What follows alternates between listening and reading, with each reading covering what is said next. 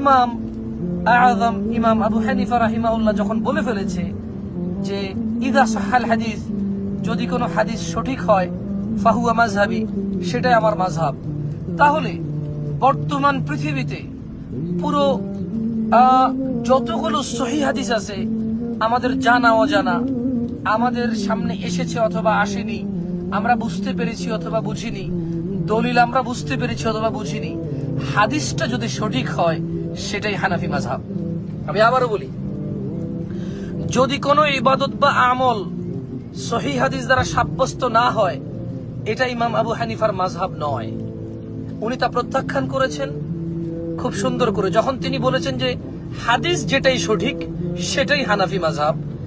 হাদিস যখন সঠিক সেটাই হানাফি মাযহাব, তখন তিনি যত ইবাদত, যত নেকের জন্য কাজ, যত কল্যাণের জন্য কাজ, যত আমল, যা যা সহিহ হাদিস দ্বারা সাব্যস্ত নয়, আমি আবারও বলি, ইমাম আযম ইমাম আবু হানিফা রাহিমাহুল্লাহ একবারও বলে নাই যে যদি তুমি হাদিস পাও সেটাই হানাফি মাযহাব। তিনি বলেছেন ইযা সাহাল হাদিস, যদি তুমি সঠিক হাদিস পাও সেটাই হচ্ছে ইমামে আযম ইমাম আবি হানিফা রাহিমাহুল্লাহর মাযহাব।